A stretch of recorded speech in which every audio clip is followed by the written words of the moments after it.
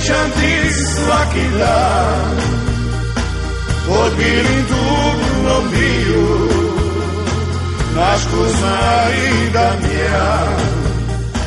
Fažana pisto moje, kad mi se zvizde pali, s tobom su u mom srcu sve sviće i Ferali. S tobom su u mom srcu sve sviće i Ferali. Poštovani gledatelji, dobrodošli u ovo tjedno izdanje Kronike općine Fažanovu koje večeras donosimo.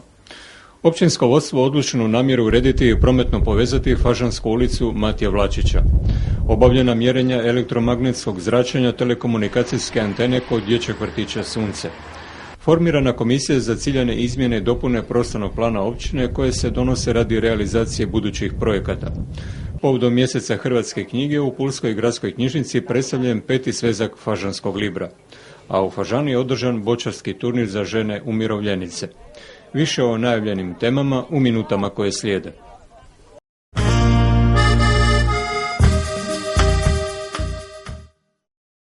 Uređenje Fažanske ulice Matija Vlačića jedan je od prioritetnih infrastrukturnih projekata općine, čije je aktualno vodstvo nakon 2 desetljeća zapuštenosti i nefunkcionalnosti odlučilo ulicu prometno povezati i privesti svrsi. Iako su za nju projekti izgradnje izrađeni još prije 20 godina, ona je sve do danas ostala prometno izolirana i neuređena.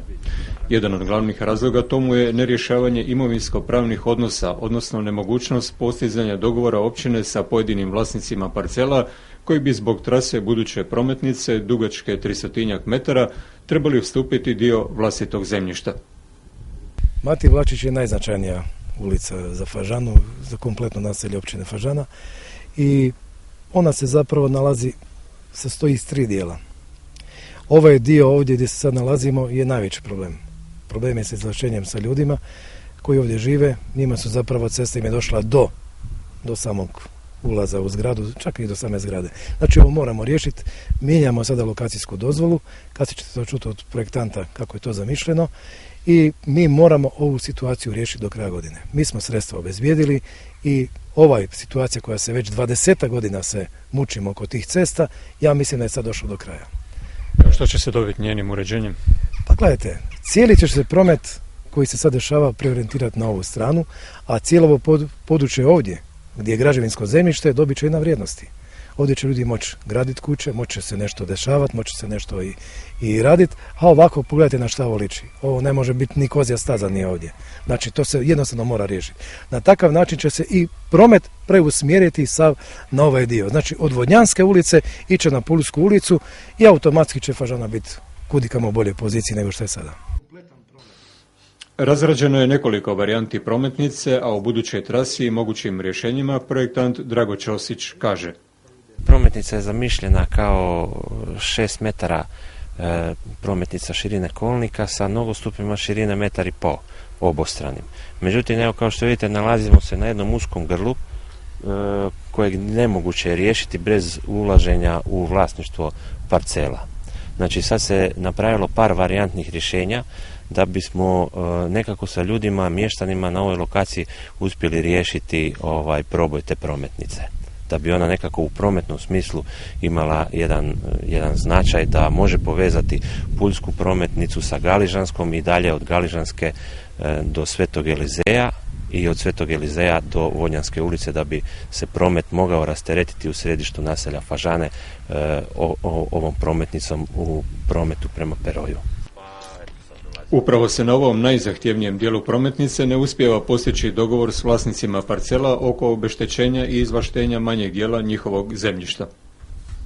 Ali ja sam preuzeo obavezu kao predstavnik stanara da pokušamo naći neko rješenje kvalitetno, da ne bi puno njih bili oštećeni iz razloga što je prethodni projekat bio malo obimnije, gdje je cesta bila predviđena sa 9 metara širine, pa se nekim ljudima ulazilo skroz u parcelu, faktički do kuće, što se ljudi samim time nisu mogli složiti i slažem se potpuno s njima i sad pokušamo naći neki kompromis da se svako od njih, od nas, odrekne tog 1-2 metra više da bi se ta prometnica stavila u funkciju, jer svi znamo šta dobijamo s tom prometnicom, da se valorizira cijelo naselje.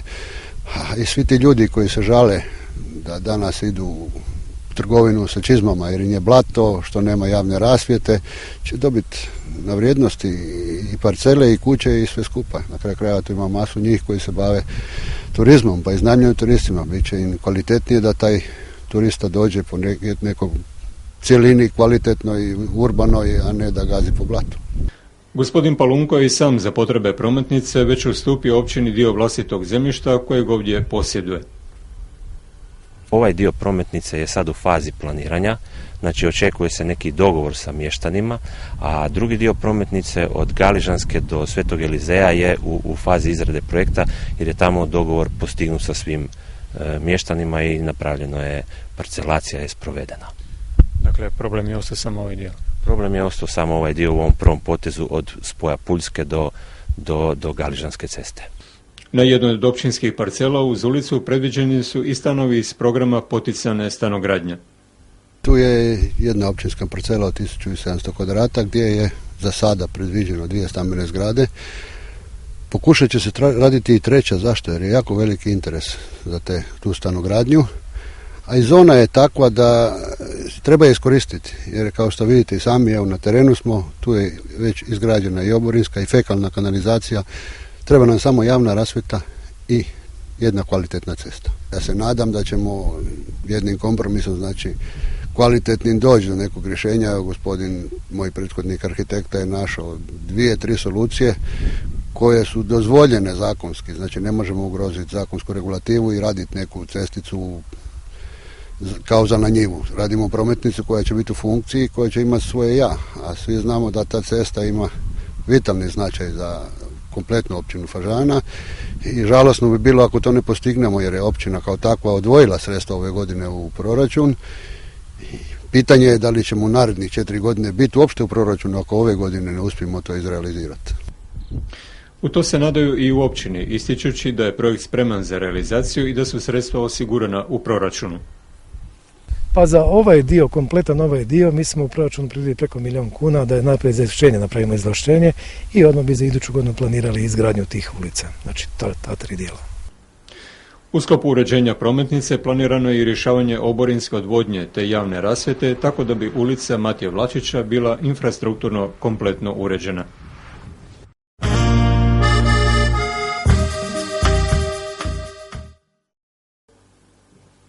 U svrhu ciljanih izmjena i dopuna prostornog plana općine koje se pokreću radi potrebe realizacije nekih budućih projekata koji bi se u skorije vrijeme trebali dogoditi na području općine, formirana je 5-člana komisija sastavljena od predstavnika svih političkih stranaka u općinskom vijeću. O najznačajnijim izmjenama predsjednik komisije kaže: Pa najznačajnije su da se sada ugrađuje da se može napraviti jedan trgovački centar koji do sad nismo imali prostor za to. I on je predviđen na samom ulazu u Fažanu sa lijeve strane, tamo gdje je bivša politička škola bila. Isto tako da se sportski centar koji je bio predviđen ulazom u Fažanu na desnu stranu, sad se prebacuje po našim prijedlozima na lijevu stranu do B-Village-a, znači isto odmah do tog trgovačkog centra i tu će biti glavno igralište, pomoćna igrališta i onda ide se na izmjenu ovog terminala, što je isto dosta bitno. Terminal za Nacionalni park Brijuni koji je bio predviđen na sadašnjem nogometnom igralištu Oliva, a mi njega predviđamo da bi ga preselili ili premjestili na položaj gdje je prije bilo predviđeno za sportski centar. To je znači sa desne strane ulazom u Fažanu kod proći B-Village prema Fažani. Planiranim izmjenama prostornog plana predviđa se i razmještanje terminala Nacionalnog parka Brijuni koji bi u buduće bio nasuprot trgovačkom i sportskom centru. Također planiraju se i izmjene urbanističkog plana uređenja vile San Lorenzo, gdje općina zbog toga što njeni vlasnici nisu prema najavama objekt stavili u funkciju turizma, iz plana planira izuzeti svoj dio zemljišta površine 11.000 metara četvornih.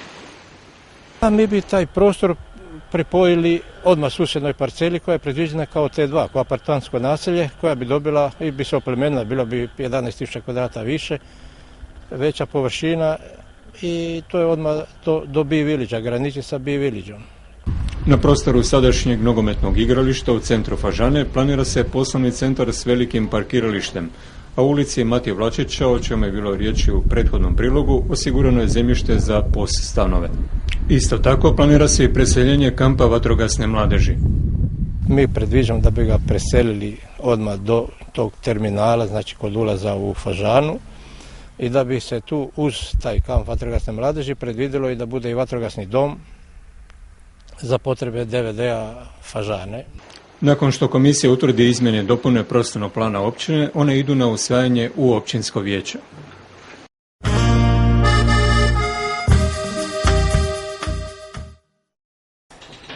Nakon provedenog javnog natječaja na upražnjeno mjesto pročelnika jedinstvenog upravnog odjela imenovan je diplomirani pravnik Ivan Orlović.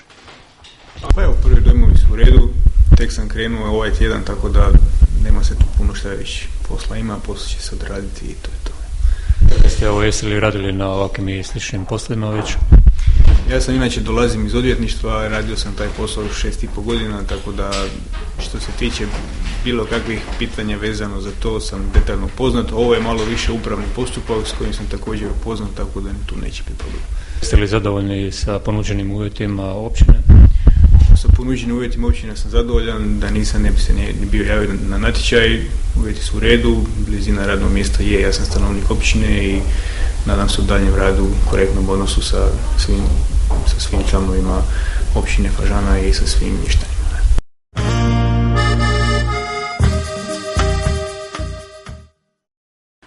Nakon što je općina pokrenula postupak da se za telekomunikacijsku antenu na krovu pizzerije Bambino zbog neposredne blizine dječjeg vrtića Sunce i Fažanske osnovne škole radi mogućeg štetnog djelovanja obave mjerenja elektromagnetnog zračenja, ona su posredstvom Centra za mjerenja u okolišu iz Zagreba ovih dana i obavljena. O njihovim rezultatima više nam je rekao Nenad Devetak, koji je bio predstavnik općine u njihovom sprovođenju. Mjerenja elektromagnetskog zračenja su obavljena u Fažani 15.10. od strane neovisne agencije za obavljanje tih mjerenja i obavljena su u skladu sa pravilnikom koji je propisan u Narodnim novinama od rujna 2011. godine. Mjerenje je obavljeno u 6 mjernih točaka, s tim što je akcenat bio na osjetljivim točkama, na primjer dječji vrtić i škola. Po sadašnjim rezultatima, dok ne dođe detaljan izvještaj, nije primijećeno nikakvo povećano zračenje, a zračenje je, napominjem, obavljeno u popodnevno doba kada je angažiranost antena veća.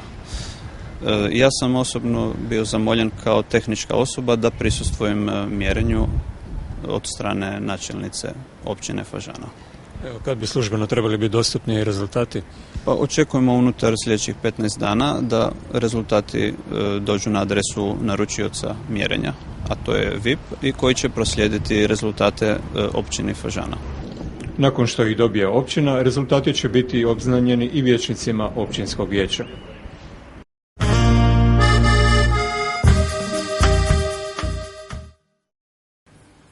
Povodom knjiške manifestacije Mjeseca hrvatske knjige, ovog je tjedna u prepunoj dvorani Pulske gradske knjižnice predstavljen 5. svezak Fažanskog libra, zbornika koji na dokumentaristički način obrađuje povijesti i kulturu općine kroz različite aspekte ljudskog djelovanja. O 5. svezku Fažanskog libra uvodno je govorio njegov urednik Mirko Urošević, koji je podsjetio na početak realizacije ovog projekta koji je započeo 2006. u sklopu znanstvenog skupa Fažanski kolokvij. Glavne značajke ovog Fažanskog libra jest upravo u tome da su se autori pozabavili aktualnim temama, kako to bogatstvo kulturno-povijesne baštine koju Fažana ima kao kopneni dio praktički areala Brijunskoga uzglobiti u životnu svakidašnjicu i u razvojne projekte. O tome upravo govore ti glavni referati i što je najbitnije, uz ove znanstvenike sa sveučilišta iz Pule uključili su nam se ljudi iz Fažane, Imaju nekoliko radova ovdje objavljenih kojima oni govore o onome kako se taj život u nedavnoj prošlosti manifestirao kroz legende, kroz artikulaciju novih naselja kao što je recimo Valbandon. Kako je Valbandon nastajao, to je obrađeno ovdje. Zatim kako je formirana, kakvi su bili pristup formiranju ove najmlađe jedinice lokalne samouprave na širem pulskom području, koja je u tako kratko vrijeme za 10 godina napravila zaista mnogo. I posebna odlika, posebna vrednota ovoga broja, 5. broja jeste što smo ovdje objavili prvi put prijevod na hrvatski jezik rada, izvještaja zapravo stručno-znanstvenog Antona Gnirsa, poznatog arheologa austrijskog koji je radio na Brijunima i u Fažani, koji je 1909. godine u Fažani, kad se kopao kanal za Brijunski vodovod, pronašao keramičarsku peć i on je tada bio na njeznome tragu. 100 godina kasnije ta njegova prognoza se potvrdila i taj njegov rad objavljen u Beču na njemačkom jeziku 1911. godine mi smo prvi put sada preveli, tako da je i stručnoj i široj javnosti prvi put taj rad dostupan. Načelnica Ada Damjanac, govoreći o fažanskom libru i kolokviju kao pozitivnim događajima koji su obilježili proteklo desetljeće postojanja Fažane kao samostalne općine, podsjetila je na aktualne teme i projekte važne za njen daljnji razvoj koji će, kako je naznačila, biti usmjeren u pravcu turizma i to onog kvalitetnog, a ne masovnog, u spoju s maslinarstvom i vinogradarstvom. Nastavlja se dobra tradicija i ono što je kvalitetno treba da živi dalje.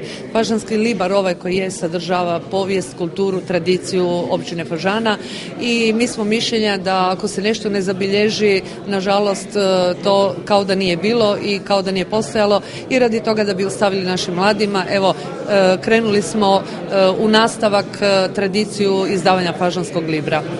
Peti svezak fažanskog libra pozdravio je rektor Pulskog sveučilišta Robert Matijašić, budući je u njemu sveučilišna zajednica obimno predstavljena i surađuje od njegovog prvog broja. Mi ćemo svakako sa sveučilišta zajedno sa uredništvom i općinom Fažana sudjelovati u tom projektu, jer na sveučilištu se i do sada vrlo intenzivno radilo na nekim od tema koje su zanimljive za općinu Fažana, pa će tako biti i u buduće. Mi u svakome broju do sada smo imali nekoliko autora, odnosno nekoliko tekstova od ekonomije do arheologije, dakle vrlo široki raspon, jer fažansko područje je vrlo zanimljivo iz mnogih aspekata i ovo je jedan hvale vrijedan poduhvat koji, evo, nadam se da će se nastaviti, da ćemo i sljedećih godina predstavljati svetske ove publikacije. Arheologinja Kristina Đin i osobno je od 2006. do 2009. sudjelovala u arheološkom istraživanju fažanske povijesne jezgre, kao i na fažanskom kolokviju, a u petom svesku iznijela je muzeološku prezentaciju arheološke baštine Fažane. Upravo promišljam fažanski kolokvij, fažanski libar na način da bi morala sljedeće nastavne teme dati upravo i mojim studentima u Rijeci i Zagrebu i o tome što se može iskoristiti iz fažanskog libra. Naime, fažanski libar je multifunkcionalan i multidisciplinaran i upravo zbog toga je izuzetno značajan i svi kolokviji koji obrađuju teme o Fažani i o fažanštini općenito, dakle fažanskom priobalju, su izuzetno značajni iz razloga što tu imamo teme iz muzeologije, iz arheologije, iz povijesti srednjovjekovne i novovjekovne i samim time upravo zbog toga je značaj fažanskog kolokvija i libra koji izlazi po njemu izuzetno bitan.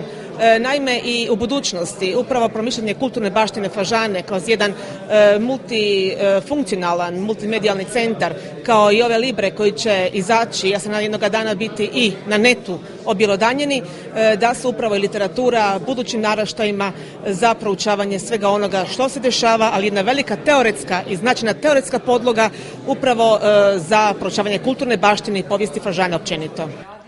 Peti fažanski libar tiskan je u nakladi od 1000 primjeraka koji su najvećim dijelom podijeljeni mještanima općine. U osobnim kontaktima sa mještanima općine recite koliko mještani općine Fažana čitaju Fažanski libar? Pa mogu reći da svaki put kad se oglasi da će se održati svoj fažanski kolokvij, dakle to je pred dan općine i da je izdavanje fažanskog libra, da naši građani dolaze zaista po fažanski libar i mogu reći da većina obitelji ima cijelu kolekciju fažanskih libara i da su zaista zainteresirani za libar. Poklanjamo ga i mladima, poklanjamo ga i starijima jer smatramo upravo da djeca moraju biti upoznata sa našom poviješću, tradicijom, kulturom. Poklanjamo ga mladima i iz tog razloga da bi ih potakli da oni sutra postanu autori fažanskog libra, pogotovo sa studentima i u razgovoru sa studentima pozivamo ih da svoje diplomske radove, magistarske, doktorske radove i objavljuju u fažanskom libru. Znači svi naši studenti, mladi, evo i ovo je poziv da se prijave i da dostave svoje radove i onda ono što je moguće da ih uvrstimo u fažanski libar, da se oni nađu na stranicama fažanskog libra, jer Fažana, fažanski libar, znači sve je to jedna sprega ljudi, povijesti, tradicije, kulture, znanja, pameti, umjeća, sve na jednom mjestu. A Fažana ima što ponuditi i pokazati. Načelnica je izrazila nadu kako će se 6. fažanski kolokvij i predstavljanje 6. fažanskog libra održati u novom multimedijalnom centru općine, a urednik Mirko Rošević otkrio nam je i jednu od tema koja će se u njemu naći. U 6. kolokviju ima više zanimljivih tema. Jedna od njih je možda najinteresantnija, dokle su stigle po Europi fažanske amfore kao ambalaža u kojima se tako u dobrom dijelu Europe ondašnjega Rimskog carstva plasiralo fažansko ulje i vino. O tome je referirao prvi međunarodni sudionik dr. Bezecki iz Beča i imat ćemo tamo ilustracije, vidjet ćemo zaista dokle su fažanske amfore stigle. A drugi značajan rad jeste direktora i vlasnika rovinjske firme Geos, Gliše Raškovića, koji je obavio geoistražne radove na fažanskom području i predložio rješenja, dugoročna rješenja da tamo više ne bude poplava. I već sada su neki zahvati po njegovom konceptu izvedeni i zaista u Valbodonu mogu mirnije čekati zimu i obilne kiše. U sklopu predstavljanja 5. fažanskog libra minutom šutnje odana je počast nedavno preminuloj znanstvenici Vesni Girardi Jurkić, koja je svojim angažmanom dala značajan doprinos istraživanju arheološke baštine Fažane, sudjelujući od samih početaka na fažanskom kolokviju i istoimenom zborniku.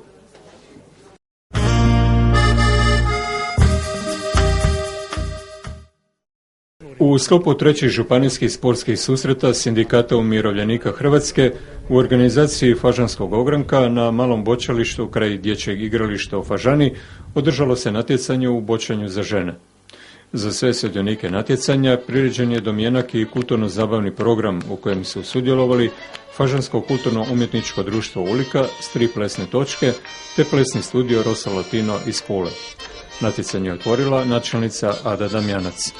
S obzirom da mi imamo jaku bočarsku žensku ekipu koja je polučila dosta dobre rezultate i prošle i pretprošle godine i osnovali smo sada i bočarski klub u Fažani i u pripremi smo i trebali smo dovršiti, ali zbog administracije nismo stigli, novo bočalište. Tako da smo se mi prihvatili da budemo domaćini i nastojat ćemo danas zaista biti dobri domaćini ženskim ekipama, a za jedno sljedeće natjecanje vjerojatno imat ćemo i novo bočalište u Fažani koji će koristiti ne samo ženske ekipe, nego i naši bočari, stari osobe, a i mladi da nam se što više priključe, jer to je jedna ovako dobra, rekreativna, zabavna igra. Prije samog početka natjecanja, prvu ženu fažanske bočarske ekipe upitali smo kako je započelo njihovo druženje s bočama. To je počelo baš preko sindikata, bilo je takmičenje i ko će se prijaviti, prijavili smo se na 3-4, još sam ja ostala od te starije ekipe, pa su došle nove koje smo sad, nas ima puno, svi skupa nas ima, ja sam točan broj ne znam, nisam se baš ni pripremila s time, ali nas ima sigurno jedno 3 ekipe da smo sve skupa sa rezervama. To znači u 4 su ekipi, ne, sa rezervama. A počelo je spontano i tako smo baš sad zavoljeli, sad je stvoren i bočarski klub, tako da sad, ali danas smo u sindikatu, kao za sindikat igramo i normalno se nadamo, dobro mi je to naš teren i smo se malo i pripremali i tako. Recite mi koliko se često sastajete, koliko često vježbate? Pa sad ove zadnje dane smo dosta, svakodnevno, tako, a inače 2 puta sedmično. Tako da tu nam je i neka razonoda, se sastajemo, družimo i lijepo provodimo popodnevno vrijeme, sat i pol, 2 kako imamo vremena koja i tako. Na kraju natjecanja prvo mjesto pripalo je ekipi iz Novigrada, dok su Fažanke bile druge, a ekipa Vrsara treća. Poštovani gledatelji, ovime smo došli do kraja naše večerašnje emisije. Ostanite dalje uz program TV Nova jer u nastavku slijedi emisija u uređenju interijera Dom 2. A do idućeg izdanja Kronike općine Fažana za 14 dana u isto vrijeme. Doviđenja. Fažana misto moje, srićan ti svaki dan, pod bilim tugnom biju, naš Kuzma i Damjan. Fažana misto moje, kad mi se zvizde pali, s tobom su u mom srcu sve sviće i ferali, s tobom su u mom srcu sve sviće i ferali.